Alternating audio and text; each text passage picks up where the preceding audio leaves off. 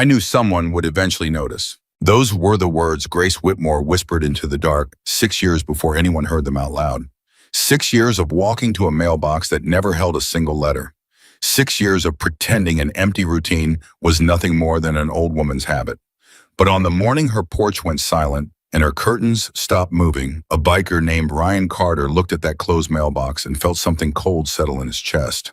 Because he understood something the whole town of Cedar Hollow had missed for 6 long years, Grace Whitmore was never waiting for the mail. She was waiting to be seen. If you're watching this from your town, right now, drop your city in the comments below so I can see how far this story has traveled. And if stories about courage, justice, and unlikely heroes speak to you, hit subscribe, because this one is going to stay with you long after it ends. Cedar Hollow, Montana was the kind of town where nothing ever seemed to change. The same faces walked the same sidewalks. The same trucks rattled down the same gravel roads. And for 6 years, one particular sight had become so familiar that people stopped truly seeing it at all. Every morning at exactly 8:30, a blonde-haired woman in her 60s stepped out of an old wooden house at the edge of town and walked slow and steady toward her mailbox. Rain soaked through her coat some mornings. Frost bit at her fingers on others. In the dead of summer, the sun pressed down on her shoulders until sweat traced lines down her neck. It didn't matter. She came outside anyway. Her name was Grace Whitmore. The mailbox itself was unremarkable. A dented metal box on a leaning wooden post paint, chipped from years of weather. It rarely held anything. A flyer for a hardware store sale, a bill, sometimes nothing at all. And yet Grace opened it every single day like she expected the world to finally answer her. The neighbors had their theories. She's still waiting on a letter from her son, Mrs. Doyle told her husband one evening, watching from behind her kitchen window. The one who never came back after the funeral. I heard she never got over her husband's death, said Pete Anders, who ran the feed store downtown. Grief does strange things to a person, makes them cling to little rituals. She's just lonely, someone else muttered at the diner one Sunday morning. Some people fill empty houses with empty habits. Nobody asked Grace directly. Nobody crossed the street. Nobody knocked on her door to say, "Are you all right?" Because in small towns, sometimes the most dangerous thing isn't cruelty. It's comfortable indifference. People convince themselves that someone else will check, that someone else will notice if something is truly wrong. Everyone in Cedar Hollow made that same silent agreement without ever speaking it aloud. Everyone except one man. Ryan Carter was 38 years old, built like a man who had spent a lifetime working with his hands, with sandy blonde hair pushed back beneath a worn leather cap, and forearms marked with faded ink from a life that hadn't always been easy. He rode a black Harley through Cedar Hollow every morning at the exact same time, heading toward the garage he owned on the edge of town. He wore the patch of the Hells Angels on the back of his vest, a symbol that made strangers cross the street when they saw him coming. People whispered about bikers the way they whispered about storms, as something to be feared, something unpredictable, something better avoided. But those who actually knew Ryan understood something different. "You've got eyes like a hawk," his old riding partner Denny used to tell him. "You notice things nobody else bothers to look at. People show you who they are through what they repeat," Ryan would answer. "Everybody's got a pattern. You just have to pay attention." For months, Grace Whitmore had simply been part of the scenery on his route. Another face along the road, like the crooked fence near the highway or the faded stop sign the town council never got around to replacing. But one morning, everything changed with a single glance. Grace looked up as Ryan's motorcycle rumbled past. Their eyes met. Ryan gave a small nod, barely more than a tilt of his chin. Grace's hand tightened on the mailbox door. For a moment, she hesitated, as if unsure whether the gesture was meant for her at all. Then slowly, she nodded back. No words were exchanged, no conversation followed. Just two strangers acknowledging one another across the quiet morning air. It became a ritual neither of them spoke about, but both of them kept. Every morning the same nod, every morning the same quiet exchange. Weeks passed, then months. Ryan didn't know Grace's story. He didn't know her husband's name or why she lived alone, or why her house always looked slightly too still, like a place holding its breath. All he knew was that she was there every single morning without fail, until the day she wasn't. Ryan rode past at 8:30 sharp, just as he always did. His eyes drifted toward the house out of habit. The mailbox door was closed. The porch was empty. The curtains hadn't moved. He slowed his bike without meaning to, one boot dragging briefly against the gravel shoulder before he caught himself and kept riding. "She's probably running late," he muttered to himself, more to silence the small unease crawling up his spine than because he believed it. The next morning, the mailbox was closed again, the porch still empty. By the third morning, something inside Ryan's chest tightened into a knot he couldn't ignore. He pulled his bike to the side of the road and sat there a moment, engine idling, staring at the still house. "She wouldn't just stop," he said under his breath. "Not after 6 years." He thought about all the mornings he'd seen her, rain hammering against her shoulders as she walked to the mailbox anyway. Snow piled along the fence line while she trudged through it without complaint. A woman who had never once broken her own promise to herself, no matter what the world threw at her. Grace Whitmore was not the kind of person who simply gave up a routine like that. Something was wrong. He knew it the way he knew when an engine was about to fail before it ever made a sound, a feeling buried too deep in instinct to explain with words. He killed the engine, kicked down the stand, and started walking toward the house. His boots crunched against the gravel path leading up to the porch. The wind carried a strange stillness with it, the kind that made the hair on his arms stand up even though the morning wasn't cold. He knocked on the door. No answer. He knocked again, harder this time. "Grace," he called out. "It's Ryan, from down the road." Silence answered him. He tried the door handle, more out of instinct than plan, and felt it give slightly beneath his palm. Unlocked. He pushed it open just a few inches. "Grace, you in there?" Still nothing. He stepped inside, senses sharpening the way they used to when he rode through unfamiliar roads at night, alert for anything that didn't belong. The house looked frozen, as if time itself had stopped mid-motion. A coffee mug lay shattered across the kitchen floor, dark liquid staining the tile in a dried pool. A kitchen chair had been knocked onto its side. On the wall near the hallway, a family photograph hung, crooked, its glass cracked down the center. Ryan's jaw tightened. This wasn't the mess of someone who had simply left in a hurry. It was too controlled, too deliberate, like someone had wanted it to look chaotic without actually letting chaos happen. "Grace!" he called again, louder, this time moving further into the house. Nothing responded but the hollow echo of his own voice. He crouched near the shattered mug, careful not to touch anything, studying the way the shards had scattered. "This wasn't an accident," he murmured. His eyes moved to the overturned chair, then to the crooked photograph. A memory surfaced, sharp and immediate. 2 nights ago, riding home late from the garage, he had passed a white pickup truck parked near Grace's property, engine running, headlights off. At the time, he hadn't thought much of it. Now the image burned in his mind like a warning sign he'd ignored. He pulled out his phone and dialed the sheriff's department. "Cedar Hollow Sheriff's Office," a bored voice answered. "This is Ryan Carter. I need someone out at Grace Whitmore's place on Miller Road. Her house looks broken into, and she hasn't been seen in 3 days." There was a pause on the other end, followed by the scratch of a pen against paper. "We'll send a deputy out." "Soon," Ryan said, his voice sharpening. "Not eventually, soon. We'll get someone there," the voice repeated, flat and unmoved. Ryan hung up, jaw tight with frustration already building in his chest. 20 minutes later, a patrol car rolled to a stop outside the house. A young deputy stepped out, notepad in hand, expression carrying the kind of practiced disinterest that came from handling too many routine calls. "You're the one who called this in?" the deputy asked. "Ryan Carter. I ride past this house every morning. She hasn't come out to check her mail in 3 days." The deputy glanced toward the porch, unimpressed. "Elderly woman living alone. Happens more than you'd think. Could have gone to stay with family. Could have had a fall and gone to a hospital. Could be a dozen things. Her mug is shattered on the floor," Ryan said, pointing toward the kitchen. "Her chair's knocked over. Someone came through that door." The deputy stepped inside, glanced briefly at the mess, then shrugged. "Old houses settle, chairs tip, people break dishes all the time."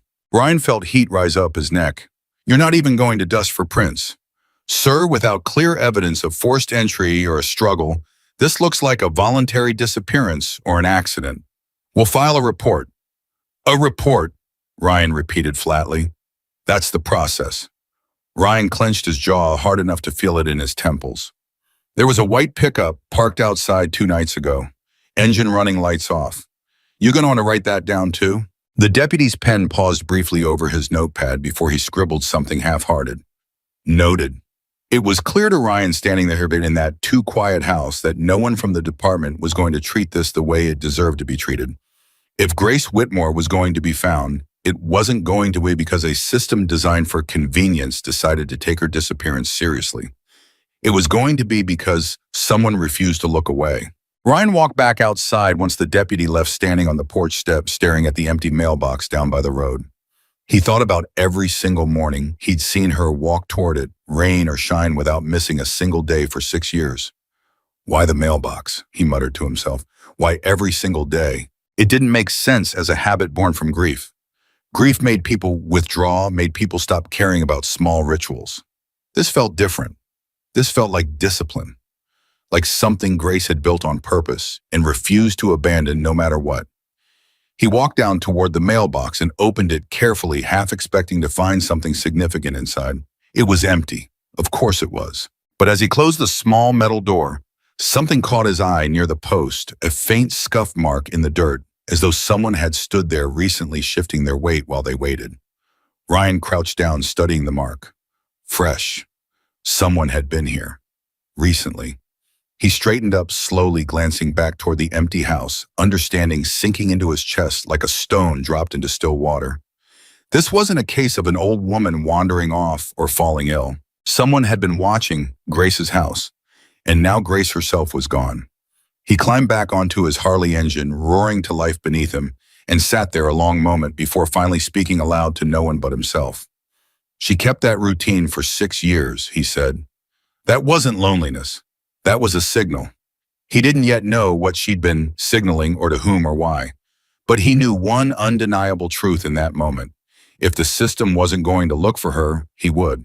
He rode straight to the garage, parked his bike outside, and walked in through the open bay doors where 3 other men were already working beneath the hoods of half-finished vehicles. All of them wore the same patch on their backs that Ryan wore, the mark of brotherhood that meant more to them than most people ever understood. "Denny," Ryan called out. "Marcus, get over here." Denny wiped grease off his hands with a rag, eyebrows raised at the tone in Ryan's voice. "What's going on?" "Grace Whitmore," Ryan said. "The old woman on Miller Road. She's gone." Marcus frowned, setting down his wrench. "Gone how?" "House looks tossed. Deputies aren't taking it seriously, but someone's been watching that place, and I think whoever it is finally made their move." Denny's expression hardened. "You think she's in danger?" "I think she's already been taken," Ryan said. "And I think we're the only ones who are going to actually look for her." The garage fell into a heavy, focused silence, the kind that settled over men who had built their reputation not through violence, but through loyalty and the refusal to let people fall through the cracks. "Where do we start?" Marcus asked. Ryan's eyes narrowed with quiet determination. "We start with everyone in this town who's seen something and said nothing." Word moved through Cider Hollow the way it always did in small towns, fast and full of half-truths twisted along the way. By that afternoon, people were whispering that those bikers were stirring up trouble over a missing old woman nobody had bothered to check on in years. Some residents felt a flicker of guilt at the whispers. Others felt defensive, unwilling to admit that their own indifference might have played a part in something far worse than loneliness. Ryan didn't care what anyone thought about him or his club. He cared about the empty mailbox, the shattered mug, and the fresh scuff mark in the dirt that told him someone had been standing there recently waiting. That evening, he sat outside his garage long after Denny and Marcus had gone home, staring at the darkening sky, replaying every detail of the morning in his mind. 6 years, he said quietly to himself. Every single day. Why's home? Somewhere out there, Grace Whitmore had an answer. And Ryan intended to find her before it was too late to hear it. The following morning, Ryan rode past Grace's house again out of habit, even though he already knew the mailbox would remain untouched. As he passed, he noticed something different. A faded blue sedan parked a short distance down the road, engine off a man sitting inside watching the property. Ryan's pulse spiked. He slowed his bike, careful not to make his interest obvious, before continuing past and circling back through a side street. By the time he returned, the sedan was gone. "They're watching to see if anyone else notices," Ryan muttered, gripping his handlebars tighter. "They're watching to see if the house stays quiet." He thought about the white pickup he'd seen 2 nights before Grace disappeared. Now a blue sedan watching from a distance the very next morning after her disappearance became public knowledge at the sheriff's office. Someone wanted to be sure no one was actually looking, which meant someone had far more to hide than a simple missing persons case. Ryan returned to the garage and gathered the others once more. "There's more to this than a break-in," he said. "Someone's watching the house, making sure nobody digs deeper." "You think this is bigger than we thought?" Denny asked. "I think Grace Whitmore has been protecting something for 6 years," Ryan said. "And I think whoever took her finally ran out of patience waiting for her to give it up." Marcus crossed his arms. "Protecting what?" Ryan shook his head slowly. "I don't know yet, but I intend to find out." Over the next 2 days, Ryan and his brothers began quietly working through the town, asking careful questions that wouldn't draw unwanted attention. They spoke with the mail carrier who serviced Grace's route, an older man named Walt, who had delivered to her house for over a decade. "She never got much mail," Walt admitted, scratching his gray stubble. "Bills mostly, sometimes nothing at all. But she always came out anyway every single day, waiting like she expected something big." "Did she ever say anything odd to you?" Ryan asked. "Anything that stuck with you?" Walt hesitated, staring off toward the horizon as though sifting through years of quiet mornings. "Once, maybe 2 years back, she asked me if I ever noticed strangers parked near her house. I told her no. She just nodded and said, 'Keep an eye out anyway.' Never explained why." Ryan's jaw tightened. She knew someone was watching her, even back then. "Maybe," Walt said, "or maybe she was just an old woman who liked her privacy." But Ryan didn't believe that for a second. Grace Whitmore had been carrying a weight far heavier than loneliness. She had been carrying a secret dangerous enough that someone was willing to tear apart her home and disappear her from town without leaving behind a single useful clue.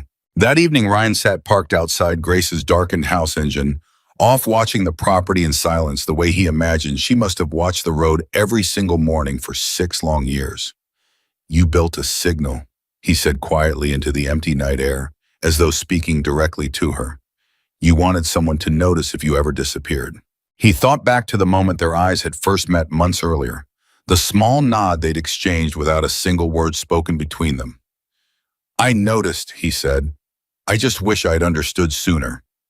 A sudden flash of headlights swept across the road behind him, and Ryan turned sharply, hand instinctively tightening around the handlebar grip. A truck slowed as it passed the driver's face, obscured in shadow, before speeding up again and disappearing down the road. Ryan's heartbeat pounded hard against his ribs. Someone out there already knew he was asking questions. And whoever they weren't planning to let him find the truth easily. He revved his engine and pulled out onto the road, following at a careful distance, keeping his headlights off as he trailed the taillights ahead of him through the winding back roads of Cedar Hollow. The truck eventually turned down a narrow dirt path leading toward the outskirts of town, an area Ryan vaguely recognized as the old mining district, long since abandoned after the last operation shut down decades earlier. He stopped his bike at the edge of the path, cutting the engine, watching as the truck's taillights disappeared into the darkness ahead. "What are you hiding out here?" he whispered to himself. He knew he couldn't go further alone, not without backup, not without knowing what he might be walking into. He turned his bike around and rode straight back to the garage, adrenaline still coursing through his veins. Denny and Marcus were waiting, expressions tightening the moment they saw the look on his face. "What happened?" Denny asked. "I found something," Ryan said. "A truck. Followed it out toward the old mining road." Marcus straightened immediately. "You think that's where she is?" "I think it's the first real lead we've had," Ryan said. "And I think we need to move carefully because whoever's behind this already knows someone's asking questions." The room fell into a heavy, determined silence. Grace Whitmore's routine, the one the entire town had dismissed as nothing more than an old woman's harmless habit, had just led them to the edge of something far larger and more dangerous than anyone in Cedar Hollow could have imagined. Ryan looked around at the men standing beside him, brothers who had stood by him through every difficult chapter of his life, and felt a resolve settle deep in his chest. 6 years she walked to that mailbox, he said quietly, waiting for someone to notice, waiting for someone to finally show up.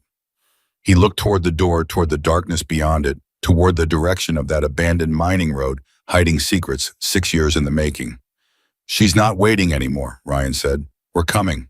But even as he said the words, a cold, unshakable feeling settled over him The sense that whatever they were about to uncover was going to be far more dangerous than a simple missing persons case. Because somewhere out there, past the darkness of that abandoned road, someone had spent 6 years waiting for Grace Whitmore to finally stop watching. And now that she had disappeared, that same someone believed they had finally won. They had no idea a biker named Ryan Carter had been watching too. And he wasn't about to let her disappear into silence the way the rest of the world had let her disappear into invisibility for 6 long, forgotten years. The old mining road stretched out ahead like a black scar cutting through the hills, and Ryan Carter stood at the edge of it with his brothers beside him, feeling the weight of what waited in the darkness. "We can't just ride in there blind," Marcus said, checking the strap on his jacket. "If they've got Grace and they see 3 bikes coming, they could panic. Do something we can't take back." Ryan's hands tightened into fists. "So what do you want to do, Marcus?" "Wait, she's already been gone 4 days." "I want to do this smart," Marcus shot back. "Dead men don't rescue anybody." Denny stepped between them, voice low and steady. "Both of you need to calm down. Fighting each other isn't going to get her out of there." Ryan exhaled hard, forcing his shoulders to drop. "You're right, I'm sorry." "Don't apologize," Denny said. "Just think. What do we actually know?" Ryan closed his eyes, replaying every detail. White pickup 2 nights before she vanished. Blue sedan the next morning watching the house. Truck tonight heading straight for this road. "Same people?" Marcus asked. "Has to be," Ryan said, "which means this isn't random. This is organized. Somebody's been planning this for a long time." "Then we need eyes on that mine before we do anything," Denny said. "Who's charging in? We watch first." Ryan hated the idea of waiting even 1 more hour, but he knew Denny was right. Rushing in without knowing what they were facing could get Grace killed before they ever reached her. They left their bikes hidden behind a cluster of trees a 1/4 mile back and moved forward on foot boots, crunching softly against gravel and dead brush. The night pressed in around them, thick and silent, broken only by the distant call of an owl somewhere in the hills. As they crested a small ridge, the old mining facility came into view below a cluster of rusted metal buildings and collapsed equipment sheds, most of it swallowed by weeds and time. But one building stood apart from the others. Light spilled faintly from beneath a metal door. "Someone's in there," Marcus whispered. Ryan's heart pounded. "That's it. That's where they're keeping her." "We don't know that for sure," Denny cautioned. "I know it," Ryan said, voice hard with certainty. "I feel it." They crouched low, watching the building for several long minutes. A man stepped outside, lighting a cigarette, glancing around the property with the practiced boredom of someone standing guard over something he didn't fully understand or care about. "One guard visible," Marcus murmured. "There could be more inside." "We need a count before we move," Denny said. Ryan's jaw clenched as he watched the guard pace back and forth, smoke curling into the night air. Every second felt like an eternity, knowing Grace might be just beyond that door, alone and terrified. Then faintly carried on the wind, Ryan heard it. A voice, a woman's voice, muffled but unmistakably desperate. "Please," the voice cried out. "Just let me go. I don't have anything left to give you." Ryan's entire body went rigid. "That's her," he whispered. "That's Grace." Marcus grabbed his arm before he could move. "Ryan, wait. She's in there right now begging for her life." Ryan snapped, yanking his arm free. "I'm not waiting." "If you go in there alone, you're going to get her killed," Denny hissed. "Think, Ryan. Think like you always tell us to." Ryan froze, chest heaving, torn between instinct and reason. Denny was right. Charging in alone accomplished nothing except giving whoever held Grace a reason to panic. "Okay, Ryan said through gritted teeth. "Okay, what's the play?" "We call for backup," Marcus said. "More brothers, more eyes. We surround the building before we move." "That could take an hour," Ryan said. "Then we use that hour to figure out exactly how many people are inside and where they're keeping her." Denny said, "We don't get a second chance at this." Ryan nodded reluctantly, pulling out his phone and sending a single message to the rest of the club. "Mining Road. Need everyone, now." While they waited, Ryan crept closer, using the cover of rusted machinery to get a better look at the building. Through a grime-streaked window, he caught a glimpse of the interior, a single room lit by a bare bulb, and there, tied to a metal chair, sat Grace Whitmore. Her blonde hair was matted against her forehead, her face pale and drawn with exhaustion, but her eyes still burned with the same quiet defiance Ryan had seen every morning she walked to that mailbox. A man stood in front of her, arms crossed, impatience radiating from every line of his body. "You've had 6 years to think about this, Grace," the man said. "6 years to decide whether hiding those documents was worth your whole life." "I'll die before I tell you where they are," Grace said, voice trembling but unbroken. The man laughed coldly. "That can be arranged." Ryan's blood turned to ice. He pulled back from the window, forcing himself to breathe, forcing himself to think instead of react. "They're threatening to kill her," he whispered to Denny, who had crept up beside him. "Then we move faster," Denny said, "but we still move smart." Headlights flickered in the distance. More bikes arriving, engines cut early, to avoid drawing attention, riders walking the last stretch on foot. Within 20 minutes, 6 more members of the Hells Angels had gathered at the ridge, faces grim in the moonlight. "Talk to me," one of the older members, a broad-shouldered man named Frank, said to Ryan. "What are we walking into?" "At least 2 men inside," Ryan said. "Maybe more. They're holding an elderly woman hostage, threatening to kill her if she doesn't give up something her husband hid before he died." "What did he hide?" Frank asked. "Documents," Ryan said. "Evidence of some kind of criminal operation. Stolen money, illegal land deals. I don't know all the details yet." Frank's expression hardened. "Then this isn't just some old woman's disappearance. This is bigger." "Doesn't matter how big it is," Ryan said. "She's in there right now, and every second we wait, she's in danger." Frank nodded slowly. "All right, here's how we do this." They split into 2 groups, one circling around to cover the rear exit, the other approaching from the front, where the guards still paced outside, unaware of the small army now surrounding him. Ryan volunteered to move first, using the shadows to close the distance until he was close enough to strike. The guard never saw him coming. One quick motion, and the man crumpled silently to the ground, disarmed and unconscious, before he could raise an alarm. "Clear," Ryan whispered into the night. The others moved quickly, converging on the building from both sides. Inside, the man questioning Grace paused, head tilting slightly, as though sensing something had shifted outside. "Check on Danny," he barked to someone unseen. A second man stepped toward the door, only to be met by 3 bikers rushing through it before he could reach for the weapon at his hip. Chaos erupted in an instant, shouting, scuffling, the sharp crack of a fist connecting with jaw. Ryan pushed past the struggle, eyes locking onto Grace, who stared at him in stunned disbelief. "Ryan," she gasped. "How did you—" "6 years," Ryan said quickly, working at the ropes binding her wrists. "You never missed a single day. I wasn't about to let today be the day you disappeared for good." Tears welled in Grace's eyes as the ropes finally loosened. "I didn't think anyone would actually come." "I told you," Ryan said, helping her to her feet. "I noticed things." But their moment of relief was cut short by a voice behind them, cold and controlled. "Nobody move." Ryan turned to find the man from earlier standing in the doorway, a pistol raised and aimed directly at them, his men subdued on the ground behind him, but his own composure unshaken. "You think you can just walk in here and take her," the man said. "You have no idea what you've just interrupted." "Put the gun down," Ryan said, positioning himself between Grace and the weapon. "This ends now." "It ends when I get what I came for," the man snapped. 6 years, and I am not leaving empty-handed."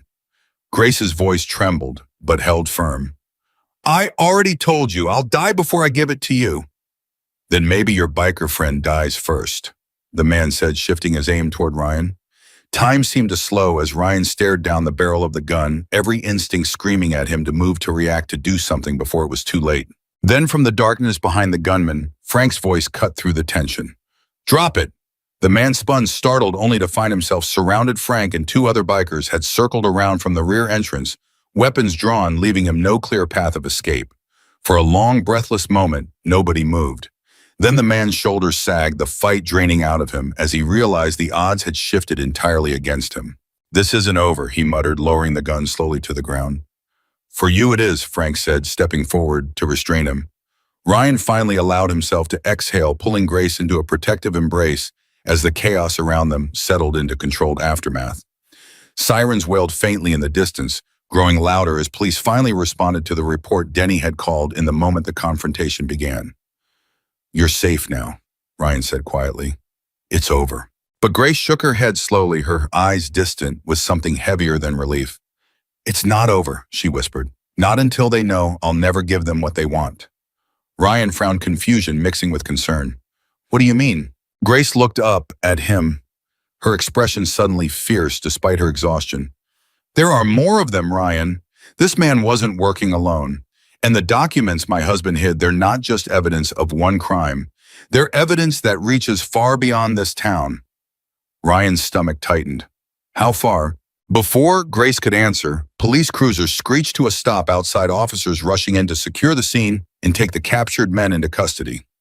Amid the flashing lights and shouted commands, Ryan barely registered what happened next. A deputy approaching Grace, notepad in hand, beginning to ask questions. She seemed reluctant to answer. Ma'am, can you tell us who did this to you? Grace's eyes flicked toward Ryan's, silent communication passing between them before she spoke carefully. I'll tell you what I can, but not everything, not yet. The deputy frowned. Ma'am, if there's a larger threat— There is, Grace interrupted, but trust me when I say revealing too much too soon could get more people killed. I need time. Ryan watched the exchange with growing unease, realizing that rescuing Grace from that building had only pulled back the first layer of a much deeper, more dangerous truth. As paramedics arrived to check on Grace, Ryan pulled Denny and Marcus aside, voice low and urgent. She said this reaches beyond the town, Ryan said. She said there are more people involved. How many more? Marcus asked. I don't know, Ryan admitted, but whoever's behind this has been patient enough to wait 6 years for her to break. That's not some small-time operation. That's something with resources. Something with reach. Denny's expression darkened. Then tonight isn't the end of this. It's just the beginning. Ryan glanced back toward Grace, now wrapped in a blanket, sitting on the edge of an ambulance, as paramedics checked her vitals. Despite everything she'd endured, her eyes remained sharp, calculating, already thinking 3 steps ahead. He walked over and knelt beside her. Grace, whatever's coming next, you don't have to face it alone anymore. Grace studied him for a long moment before finally speaking. My husband Thomas wasn't just an ordinary man, Ryan. Before he died, he worked for the county planning office. He discovered irregularities in land deals, properties bought up cheap through fraud, then resold at massive profits once certain permits were mysteriously approved. Sounds like corruption, Ryan said. It's more than corruption, Grace said. It involves people with real power, people who could make problems disappear quietly without ever facing consequences. And your husband found proof, Ryan said. Grace nodded. Enough proof to destroy them, but before he could bring it forward, he died in what the police called an accident. I never believed that for a second. Ryan's jaw tightened. You think he was murdered? I know he was, Grace said firmly, and when I found his hidden documents shortly after his funeral, I understood exactly why. I also understood that if I came forward immediately, I'd disappear, just like he did, before anyone could even hear what I had to say. So you hid, Ryan said slowly, understanding dawning in his chest. I hid in plain sight, Grace corrected. I created a routine so consistent, so unshakable, that if anything ever happened to me, someone would eventually notice the break in the pattern. It was the only protection I had. Ryan felt a lump rise in his throat, overwhelmed by the sheer weight of the sacrifice she had made day after day, year after year, simply to protect the truth. 6 years, he said quietly. You lived 6 years like that. I lived 6 years hoping I'd never have to use the reason I built that routine, Grace said. But someone finally found me anyway. How? Ryan asked. If you were so careful. A mistake, Grace admitted, her voice tightening with frustration. 2 weeks ago, someone recognized my husband's old car in a photograph I posted online trying to sell some furniture. It led them straight back to me. Ryan closed his eyes, briefly absorbing the cruel irony of it all. 6 years of perfect, unbroken caution, undone by something as simple and human as an old photograph. We're going to figure this out, Ryan said firmly. Together. Grace studied him carefully, something shifting behind her tired eyes. Why would you do that? You barely know me. Because 6 years ago, everyone in this town decided you were invisible, Ryan said. I'm done letting people disappear just because it's easier not to look. Grace's lips trembled, emotion finally breaking through the composed exterior she had maintained throughout the entire ordeal. Thank you, she whispered. As the ambulance doors closed, preparing to take Grace to the hospital for observation, Ryan turned back toward his brothers, resolve hardening in his chest. This isn't finished, he said. Whoever's behind this is still out there, And they're not going to stop just because we got Grace back tonight. So what's the plan? Frank asked. We protect her, Ryan said, and we find out exactly who's been pulling the strings behind 6 years of silence. But even as he spoke those words, a nagging unease settled deep in his gut, a feeling that the night's danger had only just begun, and that the deeper truth waiting beneath Grace Whitmore's 6-year secret was far more dangerous than any of them had yet imagined. Because somewhere out there, the people who had orchestrated her husband's death and her own kidnapping were already regrouping, already planning their next move. And they weren't going to let one failed attempt stop them from finishing what they'd started 6 years ago. The following morning, Cedar Hollow buzzed with a different kind of energy than it had in years. News of the rescue spread through town like wildfire, though the details remained deliberately vague, filtered carefully by the sheriff's department, to avoid revealing the deeper conspiracy Grace had hinted at. Ryan sat at the hospital, keeping watch outside Grace's room while doctors ran their examinations. Denny approached with 2 cups of coffee, handing one to Ryan before settling into the chair beside him. You look like hell, Denny said. Didn't sleep, Ryan admitted. Kept thinking about what she said, about this reaching beyond the town. You believe her? Denny asked. I believe her husband is dead because of what he found, Ryan said. I believe 6 years of hiding wasn't paranoia. That's not the behavior of someone imagining threats. That's someone who knows exactly how real the danger is. Denny sipped his coffee thoughtfully. So what happens now? We just wait around for the next attack. No, Ryan said firmly. We get ahead of it. We find out who these people are before they find another way to silence her. Inside her hospital room, Grace lay resting her mind, replaying the events of the previous night in fragmented, exhausting waves. A soft knock at her door pulled her from her thoughts, and she looked up to find a woman in a sharp gray suit standing in the doorway, badge held up for identification. Mrs. Whitmore, the woman said, my name is Agent Diane Reyes, FBI. I understand you have information regarding a significant fraud and corruption case. Grace's heart skipped. FBI, how did you? Local police flagged the details of last night's incident, Reyes said. The scale of what you're describing caught our attention immediately. I need you to tell me everything starting with what your husband discovered before his death. Grace hesitated, old instincts urging caution even now. How do I know I can trust you? Reyes met her gaze steadily. You don't, not completely, but I can tell you this, if the people you're protecting yourself from have the reach, you believe they do. Hiding forever isn't a strategy. It's a slow death sentence. The only way to truly be safe is to expose them completely publicly, undeniably. Grace considered this for a long moment before finally nodding. All right, but I want Ryan Carter present when I explain everything. He's the reason I'm alive to tell this story at all. Reyes raised an eyebrow slightly but didn't argue. Fine, get him. Ryan was brought into the room minutes later, standing protectively near Grace's bedside as Agent Reyes prepared to record their conversation. Start from the beginning, Reyes said. Everything your husband found. Grace took a deep breath, steadying herself before finally revealing the full truth she had carried alone for 6 agonizing years. My husband Thomas discovered that county officials were colluding with a development company called Harrow Point Industries, Grace began. They were manipulating zoning laws, buying distressed properties at fraction of their value under false pretenses, then rushing through permits that dramatically increased property values once approved. Who specifically was involved? Reyes asked. Thomas kept detailed records, Grace said. Names, dates, bank transfers. He was building the case to bring to state investigators when he died in what was reported as a car accident. I never believed it. Thomas was too careful a driver to lose control on a road he'd driven 1,000 times. Do you still have those records? Reyes asked. Grace's eyes flickered toward Ryan briefly before answering. Yes, hidden somewhere safe. Somewhere I made sure no one would think to look. Where? Reyes pressed. Grace hesitated, old caution warring with newfound trust. I'll take you there myself once I know for certain this investigation won't simply disappear the way Thomas's case did. Reyes studied her for a long moment before nodding slowly. Fair enough.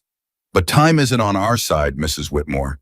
The men who attacked you last night will report back to whoever is funding this operation. Once they realize you're still alive and talking, they'll accelerate their efforts to silence you permanently. Ryan's hands clenched at his sides. Then we move fast, tonight if we have to. Ryan, Grace said softly, meeting his eyes with quiet gratitude. You have already done more than anyone could ask. You don't have to keep risking yourself for this.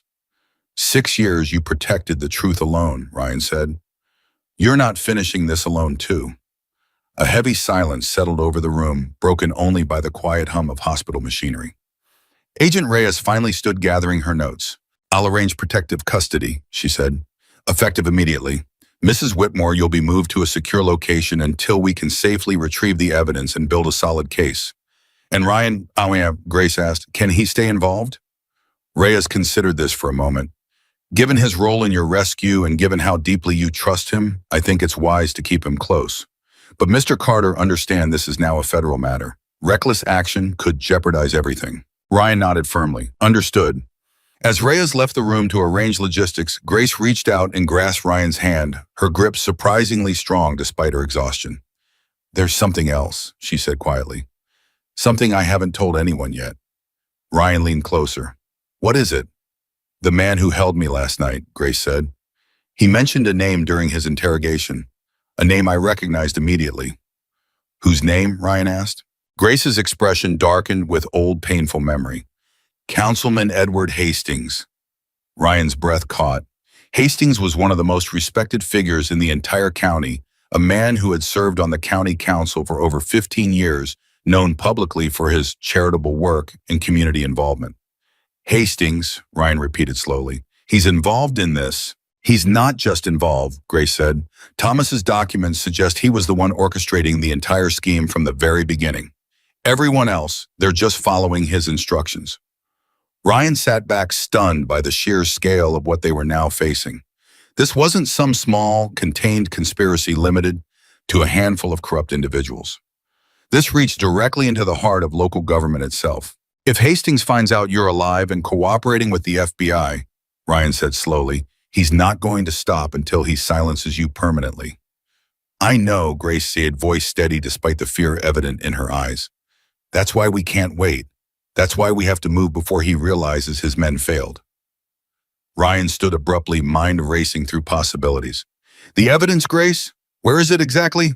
Grace hesitated only a moment before finally revealing the truth she had guarded for 6 long years. Hidden inside the old grandfather clock in my living room, she said. A false compartment behind the pendulum mechanism. Thomas built it himself right before he died. Ryan's pulse quickened. The house is still marked as a crime scene. If Hastings' men go back to search it, they will, Grace said, panic rising in her voice for the first time since the ordeal began. They'll tear that house apart until they find it. Ryan didn't wait another second. He turned and rushed out of the room, pulling out his phone as he moved. Denny Marcus, he said urgently into the phone, meet me at Grace's house immediately. We need to secure something before someone else gets there first. As Ryan sprinted through the hospital hallway toward the exit, adrenaline surging through his veins, one thought echoed relentlessly through his mind. 6 years of careful patient hiding was about to collide head-on with a race against time neither he nor Grace could afford to lose. Because somewhere across town, Councilman Edward Hastings was likely already receiving word that his carefully orchestrated plan had failed, and men far more dangerous than the ones from the previous night would soon be dispatched to finish what those men couldn't. The evidence inside that grandfather clock represented 6 years of sacrifice, 6 years of unbroken routine, 6 years of a woman refusing to let the truth die alongside her husband. Ryan intended to make sure that sacrifice wasn't wasted now. In the final, most dangerous stretch of a battle that was only just beginning to reveal its true scope, he climbed onto his Harley engine, roaring to life beneath him, and sped through the streets of Cider Hollow with a singular, unshakable purpose. Whatever waited for them at Grace Whitmore's house, whatever danger still lurked in the shadows of a conspiracy 6 years in the making, Ryan Carter was done letting anyone disappear without a fight. Marcus was already waiting outside Grace's house when Ryan's Harley skidded to a stop at the curb, gravel spraying from beneath his tires. Denny's 2 minutes out, Marcus said, jogging over. Ryan, talk to me. What are we walking into? Evidence, Ryan said, already moving toward the front door. Inside a grandfather clock, if Hastings' people get here first, we lose everything Grace has protected for 6 years. The house is still marked as a crime scene, Marcus said. We touch anything we could compromise the whole case. I don't care about compromising a case, Ryan snapped. I care about that evidence still existing tomorrow. He pushed through the front door, the same shattered mug still lying on the kitchen floor, the same overturned chair, the same crooked photograph on the wall. Nothing had been cleaned. Nothing had been touched since the night Grace disappeared. Except now something was different. Ryan, Marcus said, voice suddenly tight. The clock. Ryan's stomach dropped as his eyes found the corner of the living room where an old grandfather clock should have stood. It was gone. No, Ryan Brom. No. He spun in a slow circle, scanning the room as if the massive piece of furniture might simply be hiding somewhere out of sight. But the space where it once stood held nothing but a faint outline pressed into the carpet and a rectangle of unfaded wall where 6 years of sunlight had never touched. Someone already took it, Marcus said grimly. Ryan's fists clenched at his sides, fury and panic colliding in his chest. When the deputy was here 2 days ago, he would have mentioned a missing grandfather clock. Unless he's the one who took it, Marcus said quietly. Ryan turned sharply. You think the sheriff's department is compromised? I think Hastings has been running this town for 15 years, Marcus said. You really think his reach stops at the county line? He's got people everywhere, Ryan. People who'll look the other way, people who'll actively help him, and people who don't even realize they're being used. Ryan's phone buzzed violently in his pocket. He yanked it out to find Denny's name flashing on the screen. Denny, where are you? Ryan, listen to me carefully. Denny's voice was low, urgent, laced with something Ryan rarely heard from him, real fear. I just passed a moving truck 3 blocks from Grace's place. 2 men loading something large into the back. Looked heavy. Looked exactly like what you described. Ryan's heart slammed against his ribs. Which direction? Heading toward the highway, Denny said. I'm following at a distance, but Ryan, if that clock's in there, don't lose them. Ryan barked, already sprinting back toward his bike. I'm coming. He threw his leg over the Harley engine, roaring to life as Marcus scrambled onto his own bike behind him. They tore out of the driveway, tires screaming against asphalt as they raced toward the highway on-ramp Denny had described. There, Marcus shouted over the wind, pointing toward a plain white moving truck merging onto the highway ahead of them. That's it? Ryan gunned the throttle, closing the distance with reckless speed, weaving between cars as the truck picked up momentum. His mind raced through possibilities, each one worse than the last. If they lost this truck, they lost everything. 6 years of sacrifice gone in a single afternoon. We can't just run them off the road, Marcus called out. Whatever's inside that truck could get destroyed. I know, Ryan shouted back, frustration boiling beneath his skin. We need Denny to get ahead of them, force them to slow down naturally. As if reading his mind, Denny's bike appeared suddenly on the opposite side of the highway, weaving through traffic with practiced precision until he settled just ahead of the truck's lane, subtly reducing speed to force the vehicle behind him to ease off the gas. The truck driver, visibly agitated, laid on his horn, swerving into the next lane to pass. Denny matched the movement instantly, blocking the path again. He's good, Marcus said, a flicker of admiration cutting through the tension. But their small victory was short-lived. A second vehicle Ryan hadn't noticed before, a dark SUV trailing several car lengths behind the truck, suddenly accelerated, closing the gap toward Denny's bike, with obvious aggressive intent. Denny, watch your 6! Ryan shouted, though he knew his brother couldn't possibly hear him over the roar of highway traffic. The SUV clipped dangerously close to Denny's rear tire, forcing him to swerve hard to maintain control. Ryan's heart leapt into his throat as he watched his brother fight to keep the bike upright, tires screeching against pavement. We need to split their attention, Ryan said, thinking fast. Marcus, take the SUV. I'll handle the truck. Ryan, that's insane. Just do it. Marcus peeled off, accelerating hard toward the SUV, positioning himself as a new threat the driver would have to account for. Ryan pushed his own bike faster, drawing alongside the truck's cab, close enough to see the driver's panicked expression through the window. Pull over, sick, Ryan shouted, though he knew the man had no intention of complying. Instead, the truck swerved sharply toward him, forcing Ryan to drop back or risk being crushed against the highway guardrail. He cursed under his breath, adrenaline screaming through his veins as he searched desperately for another approach. Then ahead in the distance, flashing lights appeared, a state trooper's cruiser merging onto the highway, sirens blaring as it moved to intercept the fleeing vehicles. Someone called this in, Marcus shouted triumphantly from across the lanes.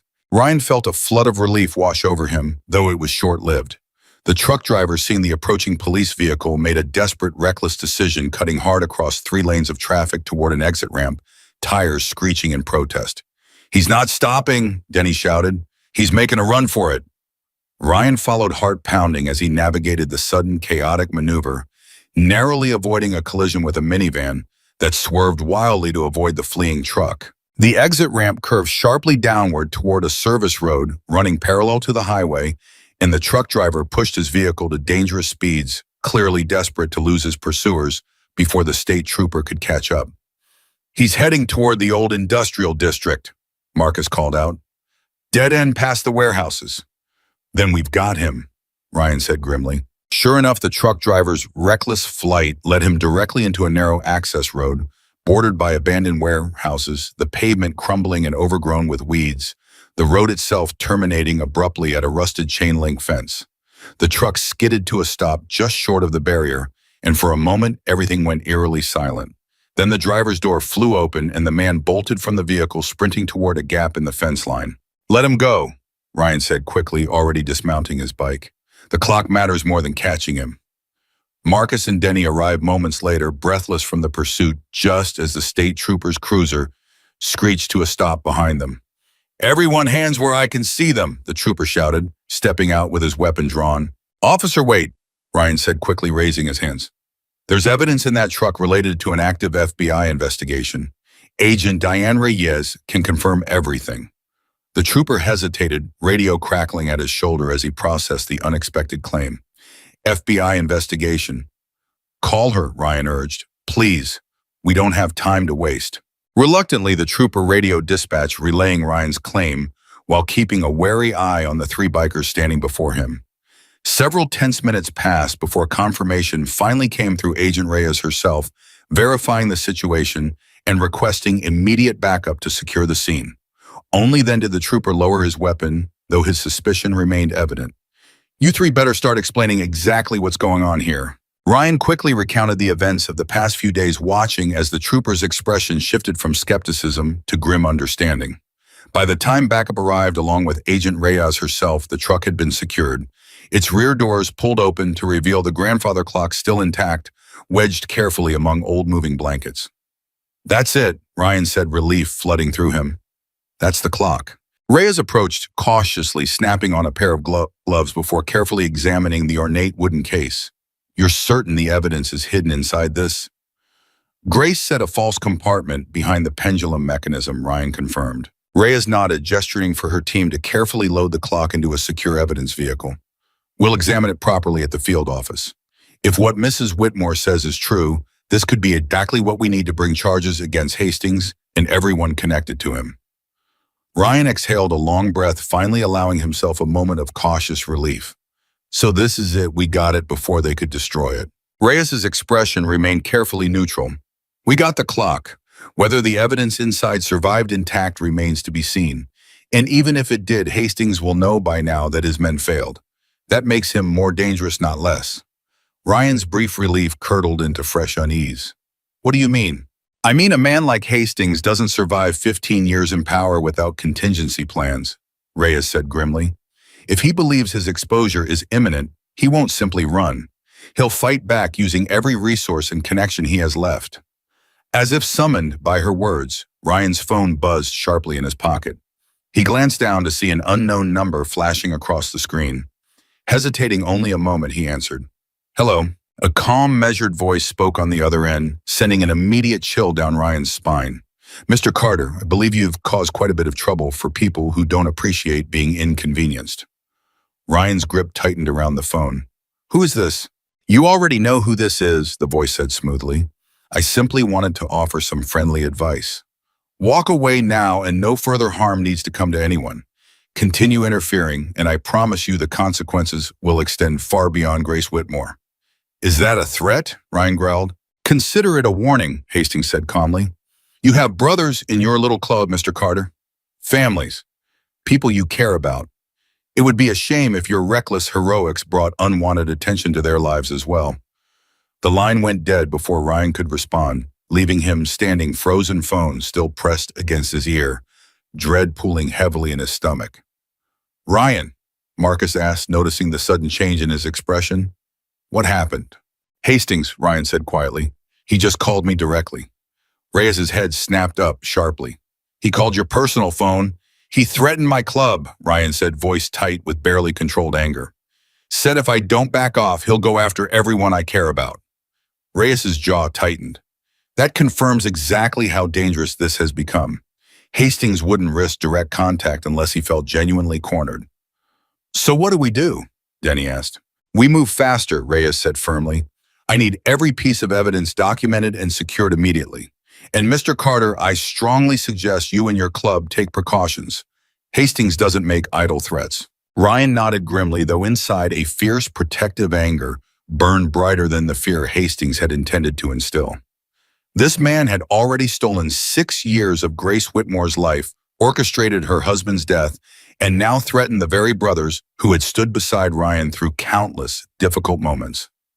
He wasn't backing down. Not now. Not after everything they had already sacrificed to get this far.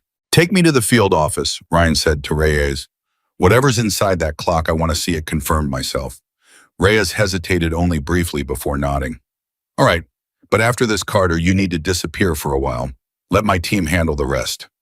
Not a chance, Ryan said firmly. This isn't over until Grace is completely safe.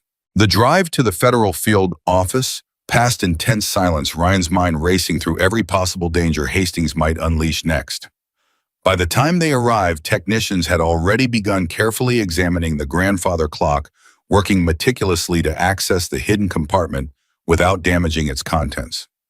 After nearly an hour of careful work, a technician finally called out, "Found it. Compartment's here behind the pendulum housing."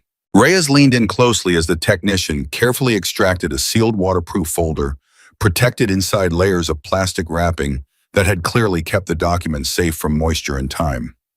"This is it," Reyes said, voice tight with anticipation, as she carefully opened the folder to reveal stacks of documents, financial records, and photographs.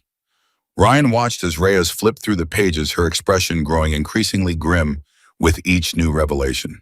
"This is extensive," she murmured. "Bank transfers between Hastings and Harrow Point Industries dating back nearly 8 years. Falsified zoning approvals. Records of properties acquired through fraudulent foreclosure proceedings." "Enough to convict him?" Ryan asked. Reyes looked up, a rare flicker of grim satisfaction crossing her features. "This isn't just enough to convict Hastings. This implicates at least 4 other county officials, 2 bank executives, and possibly members of state government as well." Ryan felt a wave of vindication wash through him, finally understanding the true scope of what Grace Whitmore had sacrificed everything to protect. This wasn't simply corruption limited to one small town. This was a network of corruption reaching far beyond Cedar Hollow's borders. "Thomas Whitmore uncovered all of this," Ryan said quietly, almost in disbelief, "and they killed him to keep it buried. And they've been hunting Grace for 6 years and make sure it stayed buried permanently," Reyes added grimly. "Which means now that we have this evidence, Hastings has absolutely nothing left to lose." As if the universe itself sought to confirm her words, Reyes's phone rang sharply.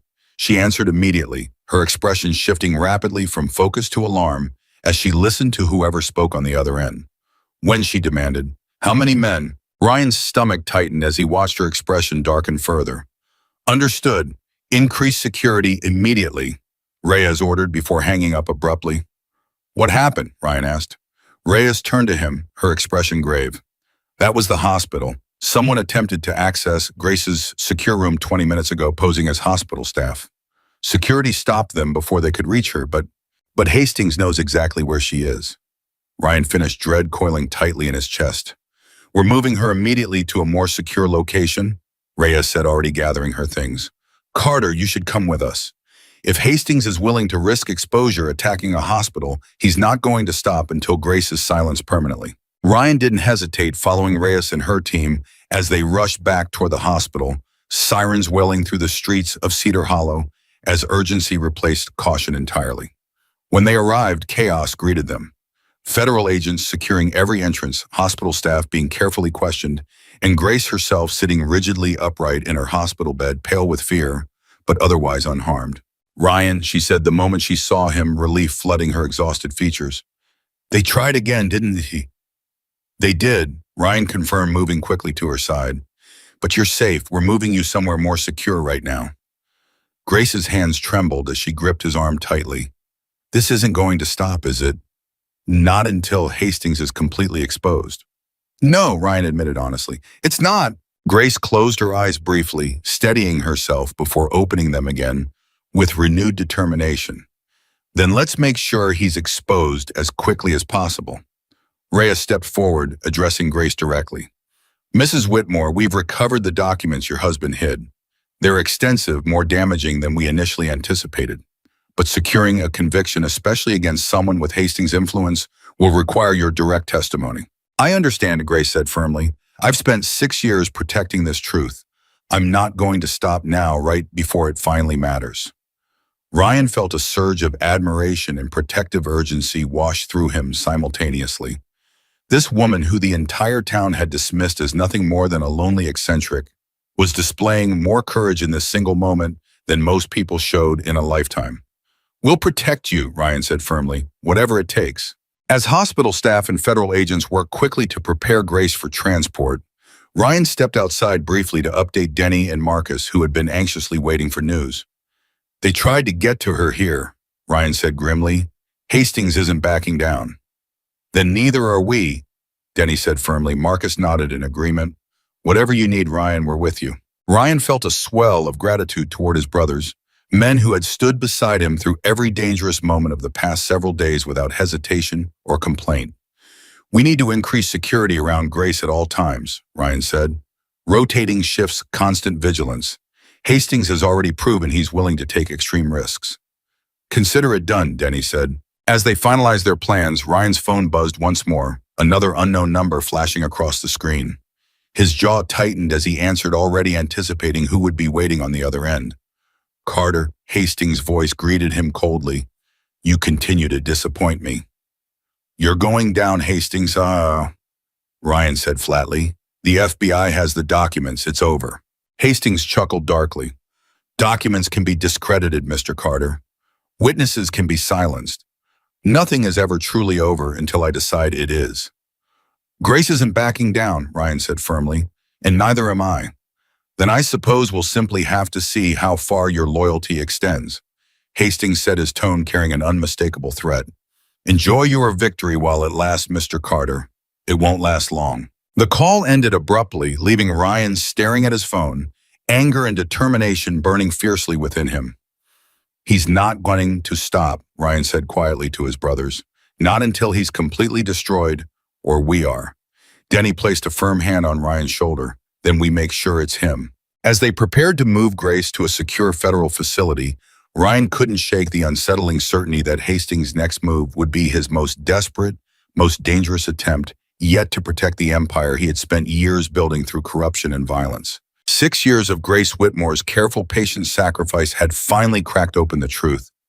But exposing that truth completely, ensuring justice finally prevailed, would require surviving whatever final desperate move Hastings still had planned. And as Ryan climbed back onto his Harley, ready to escort Grace's convoy towards safety, he understood with grim clarity that the most dangerous chapter of this entire ordeal was only just beginning. The convoy moved through Cedar Hollow under a heavy escort of federal vehicles. Ryan riding close behind the ambulance, carrying Grace, his eyes scanning every passing car, every parked truck, every shadow that seemed to linger a moment too long. Anything, Denny's voice crackled through the earpiece Reyes had provided him. Nothing yet, Ryan said, but Hastings isn't the type to make his move where everyone can see it coming. They were 3 miles from the federal safe house when Ryan's instinct screamed a warning half a second before anything actually happened. A delivery van pulled out from a side street directly into the convoy's path. Watch it, Ryan shouted into his earpiece. The lead agent vehicle swerved hard narrowly, avoiding a collision, and in that same instant, 2 more vehicles emerged from opposite directions, boxing the convoy into a controlled, deliberate trap. This is an ambush, Reyes's voice cut through the chaos over the radio. All units defensive positions now. Gunfire erupted before Ryan even had time to process the words, shattering the afternoon air with sharp, violent cracks that sent pedestrians screaming and scattering for cover. Grace, Ryan shouted, gunning his bike toward the ambulance as agents returned fire from behind their vehicles. A bullet sparked off the pavement, inches from his front tire, and Ryan swerved hard, barely maintaining control, as he pushed through the chaos toward the ambulance doors. "Ryan, stay back," Reyes shouted, crouched behind her vehicle, weapon raised. "You're not equipped for this." "I'm not leaving her unprotected," Ryan shot back. He skidded his bike to a stop behind the ambulance, using it as cover as he yanked open the rear doors. Grace sat inside, pressed low against the gurney, terror etched across her face, but her composure remarkably intact. "Ryan," she gasped, "what's happening?" "Hastings," Ryan said grimly. "He's not letting you go without a fight." Outside, the exchange of gunfire intensified, agents methodically returning fire against the ambush vehicles, while Reyes barked orders into her radio calling for immediate backup. "We need to move her," Ryan said urgently. "This ambulance is a target sitting still." "Where?" the paramedic inside asked, voice trembling with barely controlled panic. Ryan's mind raced, calculating options as bullets continued to crack against metal and pavement outside. "There's an alley 2 blocks north, narrow enough that vehicles can't follow, wide enough for my bike." "You want to move her on a motorcycle through active gunfire?" the paramedic said incredulously. "I want to move her somewhere they're not currently shooting," Ryan snapped. "Grace, can you ride?" Grace nodded firmly, despite her obvious fear. "Whatever it takes." Ryan helped her out of the ambulance, keeping his body angled protectively between her and the gunfire as they moved. He guided her onto the back of his Harley, feeling her trembling hands grip tightly around his waist. "Hold on," he said. "Don't let go no matter what."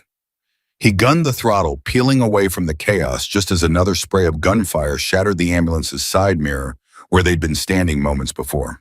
"Ryan," Marcus's voice crackled urgently through the earpiece. "I've got eyes on a shooter, rooftop, northeast corner."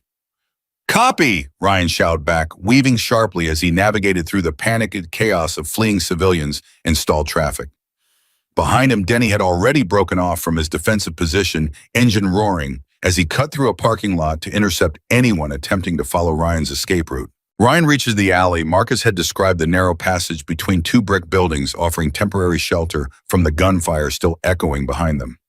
He killed the engine and quickly helped Grace off the bike, both of them breathing hard, adrenaline pounding through their veins. "Are you hurt?"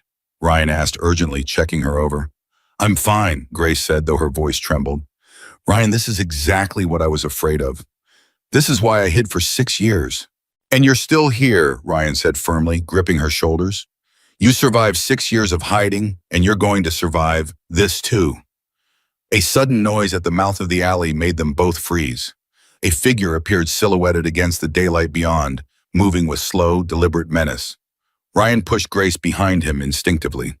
His hand moved toward the small pistol Reyes had insisted he carry once things had escalated.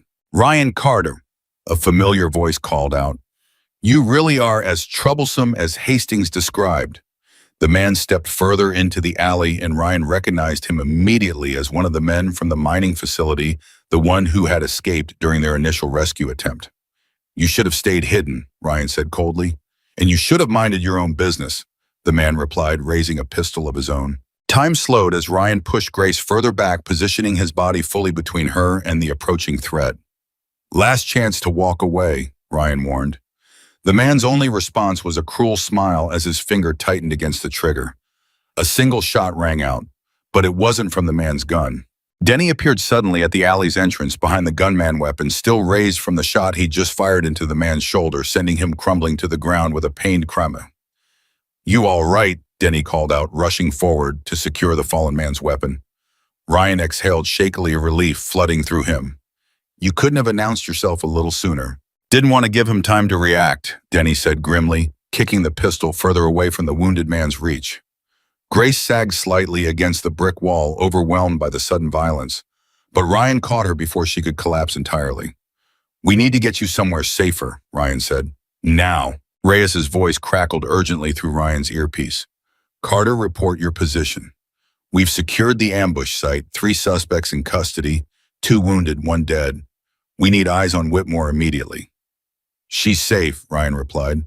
"Denny and I have her secured in the alley off 5th Street. "Stay put," Reyes ordered. "I'm sending an extraction team immediately." As they waited, Grace turned to Ryan, her expression a complicated mixture of gratitude and profound exhaustion. "How many more of these attacks do you think Hastings has planned?" "As many as it takes," Ryan admitted honestly. until he's stopped completely or until he succeeds. Then we need to make sure it's the first one, Grace said, Steele returning to her voice despite everything she'd just endured. Within minutes, a convoy of unmarked federal vehicles arrived, Reyes stepping out immediately to assess the situation herself. "Mrs. Whitmore, are you injured?" she asked urgently. "Shaken, not injured," Grace replied. Reyes nodded grimly before turning to Ryan. "That ambush was meticulously planned. Hastings knew our transport route, which means he has someone feeding him information from inside our operation." Ryan's blood ran cold. "You think there's a mole?" "I think there has to be," Reyes said. "No one outside my immediate team knew the exact timing and route of this transport." The implications hit Ryan hard. If Hastings had someone embedded within the very agency meant to protect Grace, then nowhere would ever truly be safe until that leak was found and eliminated. "How do we protect her if we can't even trust the people meant to keep her safe?" Ryan asked. Reyes's jaw tightened. "We changed the plan completely effective immediately. No one outside this immediate group knows where Mrs. Whitmore goes next, not even my own superiors, until absolutely necessary." "You want to keep her hidden from your own agency?" Marcus asked skeptically, having just arrived on scene. "I want to keep her alive," Reyes said firmly, "and right now trusting the wrong person could get her killed." They quickly relocated to a nondescript safe house on the outskirts of town, a modest single-story home Reyes had apparently kept in reserve for situations exactly like this one. Inside, the small team gathered around a table, reviewing their next steps with grim determination. "Hastings is going to escalate," Reyes said, "especially now that his ambush failed. We need Grace's testimony formalized and secured as quickly as possible, ensuring that even if something happens to her, the truth still comes out." Grace nodded slowly. "I'll give a full recorded statement. Tonight if necessary." "Tonight," Reyes confirmed. "The sooner this is documented and secured across multiple locations, the less incentive Hastings has to keep pursuing you. If the truth already belongs to the public record, silencing you accomplishes nothing for him." As the team began setting up recording equipment, Ryan pulled Grace aside for a private moment, concern etched deeply across his features. "You don't have to do this tonight," Ryan said gently. "You've been through enough already today." "No," Grace said firmly, though exhaustion clearly weighed heavily upon her. "I've waited 6 years for this moment. I'm not waiting another single day." Ryan studied her closely, admiration swelling once more within his chest at her unshakable resilience. "You're one of the strongest people I've ever met, Grace." Grace managed a tired, genuine smile. "I had a good reason to be strong. Thomas deserved justice, and so did every single person Hastings hurt along the way."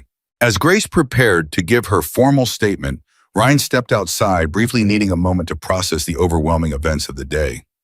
Denny joined him, both men standing quietly in contemplative silence. "You've done more for that woman in 3 days than this entire town did in 6 years, Denny said finally. "She didn't need saving because she was weak," Ryan replied. "She needed saving because everyone around her was too comfortable ignoring the signs." Denny nodded solemnly. "Makes you wonder how many other people are out there right now, hiding in plain sight, waiting for someone to finally notice." Ryan's phone buzzed once more, another unknown number appearing on the screen. He hesitated only briefly before answering, already anticipating the voice on the other end. "Carter," Hastings said, his tone noticeably different now, strained, desperate beneath a thin veneer of calm control. "It seems my associates failed again." "They're going to keep failing," Ryan said firmly. "Grace is giving her statement right now. By tomorrow, everything you've done will be public record." A long, tense silence stretched across the line before Hastings finally spoke again, his voice dropping into something colder, more dangerous than before. "Then I suppose there's truly nothing left to lose," Hastings said quietly. "Tell Grace this isn't over, Mr. Carter. Not until one of us is finished completely." The call ended abruptly, leaving Ryan staring grimly at his phone, fully aware that Hastings' next move would likely be his most desperate and dangerous yet. "What did he say?" Denny asked. "He said it's not over," Ryan replied grimly, "which means we need to be ready for anything." As night fell over Sauder Hollow, the safe house remained tensely quiet, every member of the small protective team remaining vigilant, aware that Hastings' desperation made him more unpredictable and dangerous than ever before. Grace completed her formal statement just after midnight, the recorded testimony immediately transmitted, securely to multiple federal databases, ensuring the truth could never again be buried or destroyed. "It's done," Reyes confirmed, relief evident in her exhausted expression. "The evidence and your testimony are now permanently on record, distributed across systems Hastings has no ability to access or destroy." Grace closed her eyes briefly, overwhelming relief washing visibly over her features. 6 years, she whispered. 6 years, and it's finally done. "Not entirely," Reyes cautioned gently. "Hastings remains at large, and until he's apprehended, your safety remains a priority." Grace nodded, understanding, fully despite her exhaustion. "I know, but now, even if something happens to me, the truth is finally safe." Ryan felt a swell of complicated emotion at her words. Admiration mixed with fierce protectiveness. "Nothing's going to happen to you, Grace. Not while I'm still breathing." Grace reached out gently, squeezing his hand in silent gratitude, no words necessary to convey the depth of her appreciation for everything he'd risked to protect her. As the safe house finally settled into a tense, watchful quiet, Ryan took first watch outside, scanning the darkness surrounding the property with practiced vigilance. Denny joined him after a while, handing him a much-needed cup of coffee. "You should get some rest," Denny suggested. "Can't," Ryan admitted. "Not until Hastings is caught." Denny studied his friend closely. "This isn't just about justice for you anymore, is it?" Ryan hesitated, considering the question honestly. "She reminds me why we do this, Denny. Why the patch on our backs actually means something beyond what people assume when they see us coming." Denny nodded in quiet understanding, both men falling into comfortable silence as they continued their vigil through the night. Just before dawn, Ryan's radio crackled sharply, Reyes's urgent voice cutting through the stillness. "We've got a location on Hastings," she said. "He's making a run for a private airstrip 20 minutes from here. If he leaves the country, we lose any chance of holding him accountable." Ryan's pulse spiked immediately. "Then we can't let him leave." "Agreed," Reyes said grimly. "Gear up, we move now." As the team scrambled into action, adrenaline replacing exhaustion entirely, Ryan glanced back toward the safe house where Grace watched from the doorway, her expression a complicated blend of hope and fear. "Bring him to justice," she said firmly. "For Thomas, for everyone else he's hurt." Ryan nodded solemnly, climbing onto his Harley one final time, engine roaring to life as the convoy prepared to race toward what would likely become the final decisive confrontation of this entire 6-year nightmare. Whatever happened next, one thing had become absolutely clear to Ryan Carter. He wasn't stopping until Edward Hastings finally faced the justice he had evaded for far too long. The airstrip came into view as the first hints of dawn broke over the horizon, a private hangar and a small jet already positioned on the runway, its engines beginning to whine to life. "There," Marcus shouted, pointing toward a black sedan speeding across the tarmac toward the waiting aircraft. "That's him," Ryan said, gunning his throttle. "Reyes, he's making his final approach to the jet." "Copy," Reyes' voice crackled back. "All units converge now. Do not let that plane leave the ground."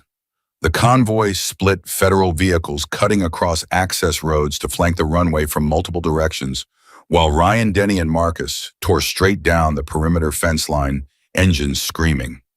Ahead, the sedan skidded to a stop beside the jet, and Ryan caught a brief glimpse of a gray-haired man in an expensive suit scrambling out a briefcase clutched tightly in one hand. "That's Hastings," Ryan confirmed, adrenaline surging through him. "He's not getting on that plane," Denny said grimly. Hastings' security detail, 3 men in dark suits, spotted the approaching vehicles and immediately raised weapons, forming a defensive line between their employer and the converging threat. "Federal agents, hold your fire until we have a clear approach," Reyes ordered over the radio. "Carter, Denny, Marcus, fall back and let my team handle this."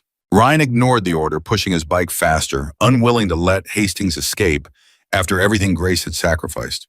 He understood the risk, understood that Reyes' caution existed for good reason, but 6 years of stolen time couldn't end with this man boarding a jet and disappearing into some country with no extradition treaty. "Ryan, this isn't our fight anymore, hey," Marcus called out, "and let the professionals finish this."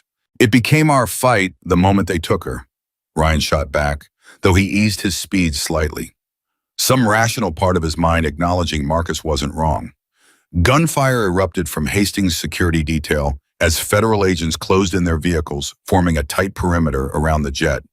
Hastings himself froze halfway up the aircraft stairs, clearly recognizing the closing net around him. Hastings, Reyes's voice boomed through a bullhorn from behind cover. There's nowhere left to run. Surrender now. Hastings hesitated at the top of the stairs, his composed exterior finally cracking under the weight of 6 years of carefully constructed deception collapsing in real time. You have no idea what you're interfering with, Hastings shouted back, though his voice carried a tremor of genuine panic beneath the bravado. I know exactly what I'm interfering with, Reyes called back.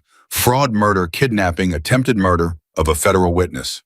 Put down the briefcase and come down slowly. For a long, tense moment, nobody moved.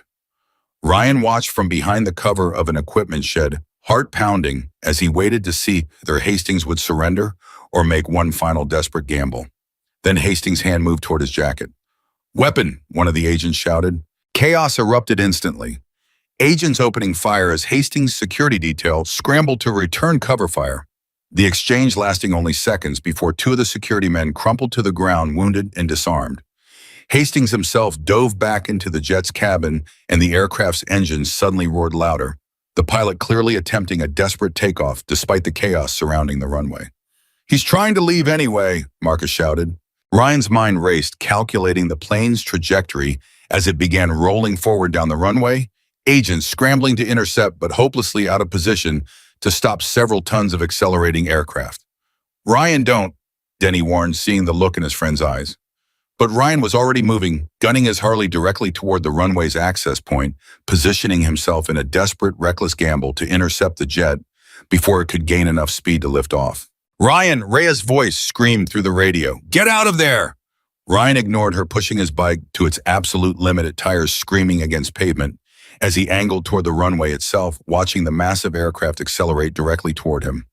For one terrifying, suspended moment, it seemed like an inevitable collision man and machine hurtling toward a confrontation neither could survive. Then at the last possible second, Ryan swerved hard, laying his bike down in a controlled skid that sent sparks flying as metal scraped against asphalt, sliding directly into the jet's path. The pilot, seeing the sudden obstruction, slammed the brakes, the aircraft's engine screaming in protest as it fought to slow its momentum, tires smoking as it skidded to a halt mere yards from where Ryan's motorcycle lay sprawled across the runway. Ryan! Denny's voice was frantic through the radio. Are you hit? Are you alive? Ryan pushed himself up from the pavement, body aching but miraculously unharmed, adrenaline masking whatever pain might come later. I'm fine, he gasped. Plane stopped. Move in now. Federal agents surged forward, immediately surrounding the halted aircraft as Reyes herself approached the cabin door, weapon raised, voice hard with authority. Edward Hastings, this is your final chance. Come out with your hands visible, or we come in after you. A long, agonizing silence followed before the cabin door finally creaked open, and Hastings emerged slowly, hands raised, his expensive suit, disheveled, his composed authority, completely shattered. It's over, Reyes said firmly, moving forward to place him under arrest. Edward Hastings, you're under arrest for fraud, conspiracy, kidnapping, and the murder of Thomas Whitmore. As agents secured Hastings in handcuffs, Ryan finally allowed himself to breathe, the overwhelming weight of the past several days finally beginning to lift from his shoulders. You could have died, Marcus said, rushing over, equal parts relieved and furious. That was reckless, even for you. Maybe, Ryan admitted, wincing as he finally registered the throbbing pain in his shoulder from the fall. But he's in custody. That's what matters. Denny helped him to his feet, examining the damage to both Ryan and his beloved Harley with a rueful shake of his head. Bikes totaled. Small price, Ryan said, watching as agents loaded Hastings into a waiting vehicle.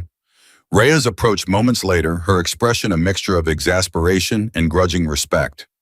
That was the single most reckless thing I've witnessed in 15 years of federal service. Did it work? Ryan asked. It worked, Reyes admitted. Though if you ever pull something like that again, I'll arrest you myself for obstruction. Ryan managed a tired laugh despite the ache in his shoulder. Fair enough.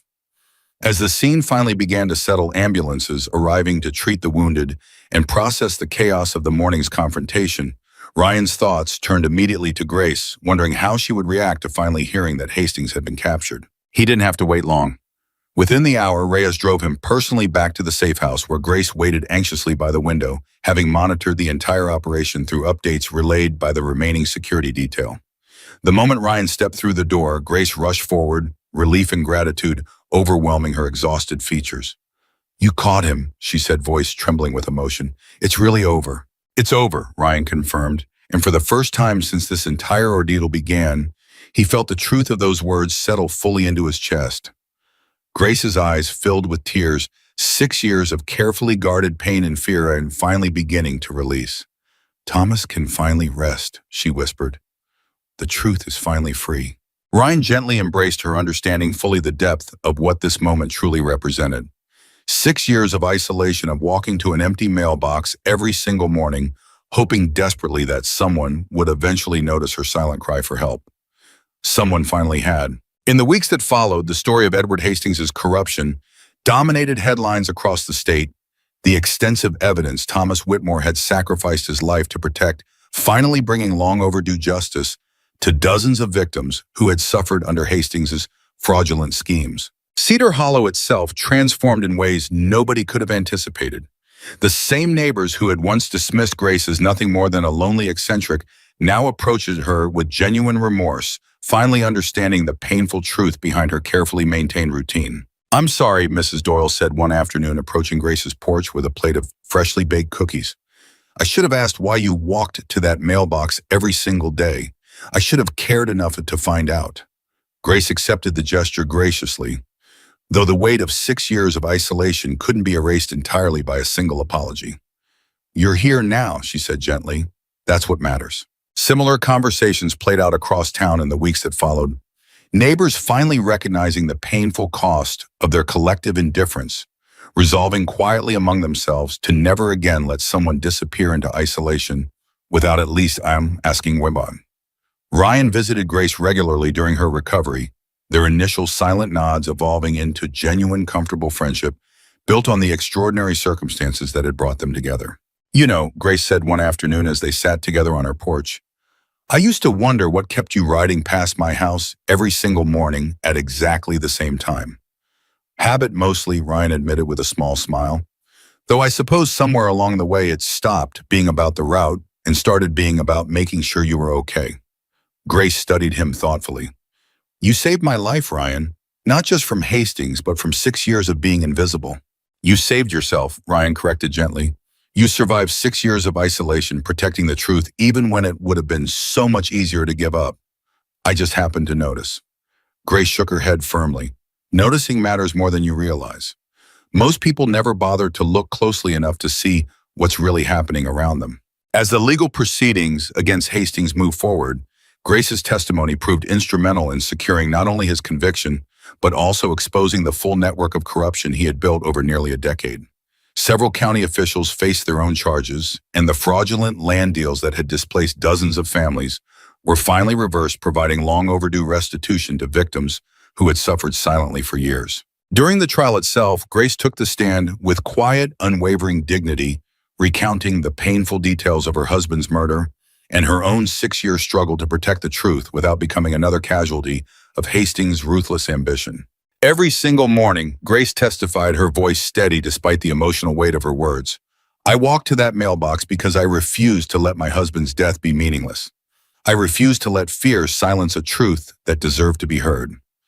The jury's guilty verdict, delivered after only a few hours of deliberation, brought Grace a measure of closure she had waited 6 long years to finally experience. Outside the courthouse, surrounded by supporters and members of the press, Grace found herself unexpectedly emotional, tears streaming freely down her face for the first time in longer than she could remember.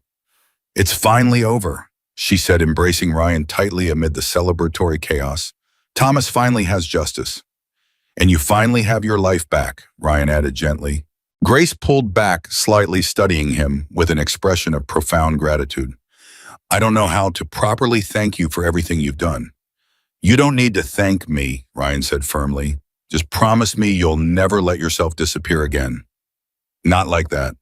Grace smiled, genuine warmth finally returning to her tired eyes. "I promise." Months passed and Cedar Hollow slowly returned to its familiar rhythm, though something fundamental had shifted within the community. People paid closer attention, now checked in on elderly neighbors, more often asked questions they might have previously avoided out of misplaced politeness or convenient indifference.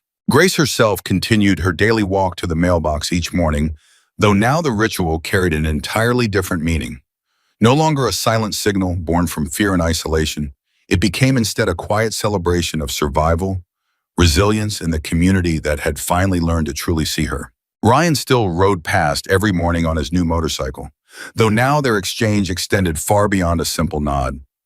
He would often stop briefly exchanging genuine conversation, sometimes joined by Denny or Marcus, the once feared bikers gradually becoming beloved figures within a town that had learned to look beyond surface judgments.